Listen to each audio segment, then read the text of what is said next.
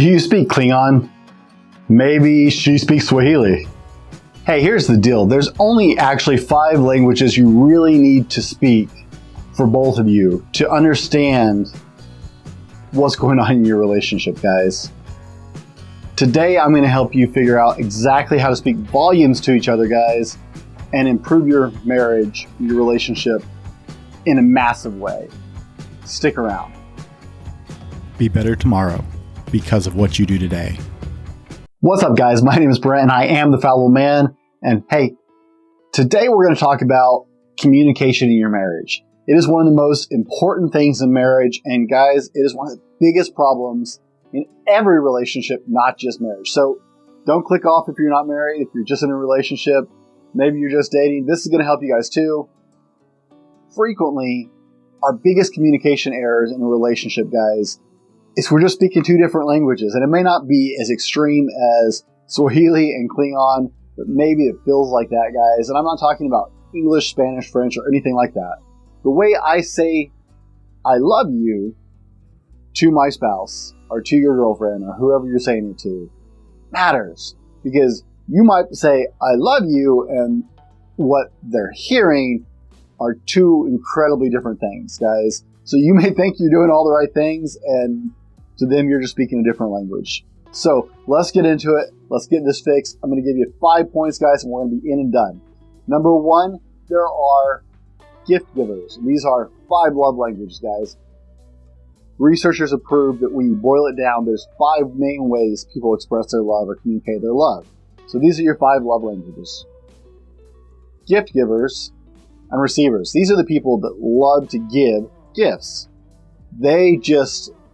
You can give them something small and they go through the roof, guys, and that just communicates volumes to them. And a big giveaway is they do the same thing. Because they like to receive gifts, they tend to give gifts. And these are really easy to pick out. And guys, it doesn't have to be huge. That's a really important point to take away. It doesn't have to be a big gift. These are the people you score big with little, thoughtful gifts that are uniquely them. More so than big, flamboyant stuff or over-the-top things or base gestures like candy and flowers, guys. The more you think about the gift, the more it speaks volumes of love to them. Number 2 is words of affirmation. I started with my weakest 2 points because these are my weak points, guys. I suck at gift giving. I hate getting gifts. I know it sounds weird. And words of affirmation. These are the people who need to be verbally told that they're loved, that they're appreciated, that they're important.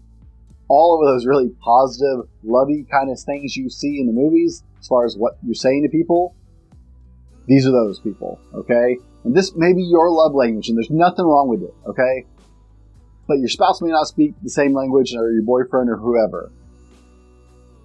This is really important. My wife is one of these people. She loves being told she's appreciated.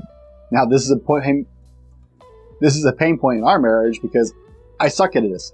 I don't care if someone tells me I'm doing a good job or that they like me or anything else. But my wife, it means all the things in the world, guys. It's huge. So maybe you're speaking gifts and she's speaking words of affirmation and vice versa, and you just didn't even know you were speaking 2 different languages. And that's why you guys aren't communicating well. Now, this isn't to say, guys, that if words of affirmation aren't big for you, that you don't need to say I love you. You still need to say I love you. But these are the people who need more than that. Okay? Number 3 is physical touch. Now, before you guys get all stoked and excited, don't assume that this is like the king of expressing love. Because I know, especially us guys, we like this one. But guys, this is not what you're thinking, okay? We aren't heading straight to the bedroom on this one. Physical touch is important in any marriage and any relationship. But for these people, a hand on the shoulder at the right moment or putting your hand on their leg speaks I love you like you're screaming from the top of a mountain. Holding their hand in public, pulling them close in a public surrounding. Now, word of caution, all right? Sex is a very emotional experience for people, especially people who are big on physical touch. Make sure it's warranted. Make sure it's reciprocated. Make sure that you're in an agreement of a relationship that is consensual. You guys, don't ever weaponize sex. it will destroy your marriage that quickly. Now, if you're learning something, guys, be sure and hit the like button, and in the comment section below, I want to know, have you and your spouse or your loved one, whoever your relationship you're in with now, have you guys been speaking 2 different languages? Comment below, shout out what languages you are speaking, guys. I want to know, I want to hear all about it. I look forward to reading it. Let's roll into number 4. Number 4 is quality time. These are the people that you need to make sure you have date nights with. These are the people that you make sure you're setting aside time. And if you're a really busy person, guys, this can be really painful. But this is so important. People who want quality time, just being with them, making sure that they're a priority for your time, screams I love you like nothing else, guys. So make sure that if this is what that person is, or this is what you are, you're getting that need filled. Now, number 5 is a huge one to me. But before we get into number 5, you want to go deeper into understanding these 5 love languages, guys. You need to check out, I'm going to put a link in the description to Amazon for the book, The 5 Love Languages by Gary Chapman. It's done wonders in helping my wife and I communicate, guys. We are closing in on our 20th anniversary, like less than 2 weeks away from my 20th anniversary. She has put up with me for a long time. We've done a lot of marriage kind of classes, guys, and marriage reading and stuff like that. This book has done volumes more than most for our marriage. Learning to understand that my wife spoke these love languages and I spoke these love languages, and how to communicate across that gap has been huge and important to our 20 years of marriage and making it work.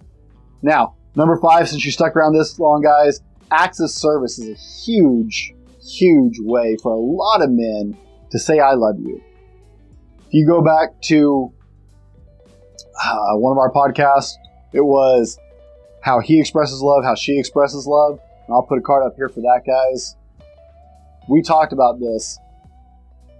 Men, a lot of times, say I love you by going out and doing things. We go to work. We take out the trash. We keep the house clean or fixed. We keep the car running, guys. We are screaming I love you, and sometimes our spouse is not hearing that. They're just hearing he's just the guy who takes care of everything. And that may not be, if that's not their love language, they're not hearing what you're saying very loudly to them. Because a lot of men have this one. It may not be yours, but a lot of men use this. Guys, I hope this was helpful. Learn what your spouse's love language is. If you want your relationship to be successful, if you want it to go the distance, be sure and check out our previous video, Waffles and Spaghettis. And I will see you guys next time. My name is Brent. I'm the Fallible Man. Be better tomorrow because of what you do today.